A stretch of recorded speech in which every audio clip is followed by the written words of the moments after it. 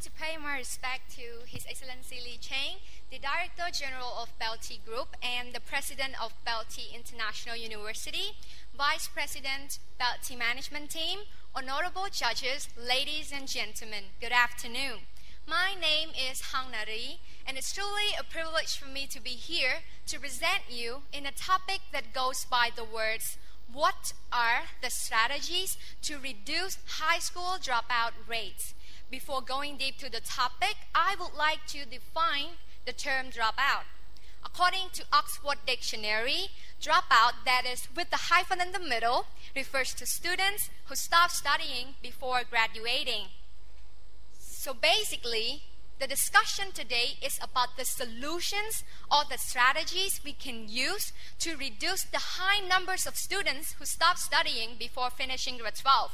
Ladies and gentlemen, after having done the research, I've come up with 3 practical solutions. Firstly, it is to invest more on childhood education. As we have already known that the things that we learn in high school are very well connected with primary education.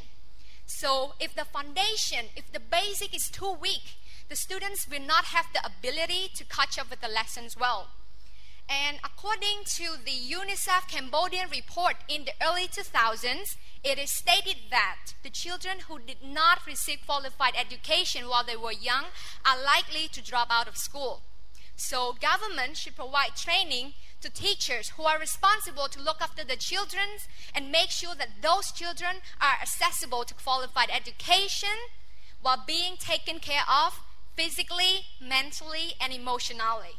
So let's move to the second solution.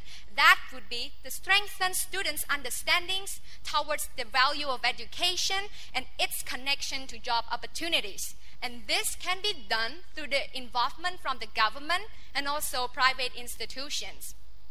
The curriculum and the study programs are created as means to engage with the student, to motivate them, to encourage them, and to let them know that the things they are studying are very beneficial in the future in pursuing higher degree and get a good job with a high salary. So let's move to the third, the last, but certainly not least solution we can do is to pay attention more closely on students' welfare. Family in a developing country like Cambodia, family finance has always been a major concern. They do not have enough money to send their children to school. They do not have enough money to spend for transportation, for school fee, and also their time, because instead of going to school, children can use those time to go to work and earn a little bit of money to support their families.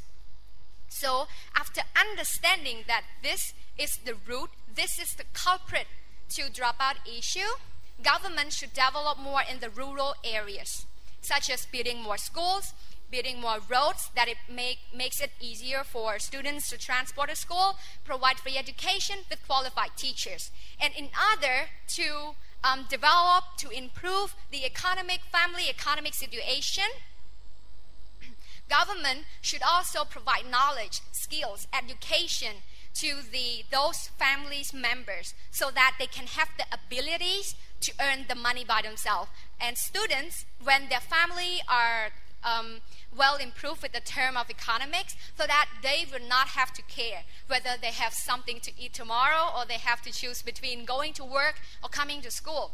So ladies and gentlemen, in the conclusion, I believe that these 3 solutions will be effectively efficient in tackling dropout issues. And also, I personally know that the 3 solutions I've mentioned seems to be the responsibilities of the government or big institutions. However, please remember, every one of us can also make a change. We can donate to the trustable charity foundation, for example, like BELTEI Charity Foundation. We can also do the charity work through humanitarian organizations. And when we work well together, there's unity. And unity has the power to make the impossible possible. Thank you.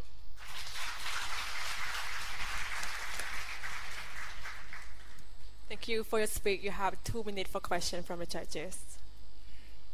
Respected His Excellency, ladies and gentlemen, good afternoon, Nari. Good afternoon. So my question is, what evidence can you give that the family economic conditions is related to high school dropout? Thanks. Thank you for your interesting questions.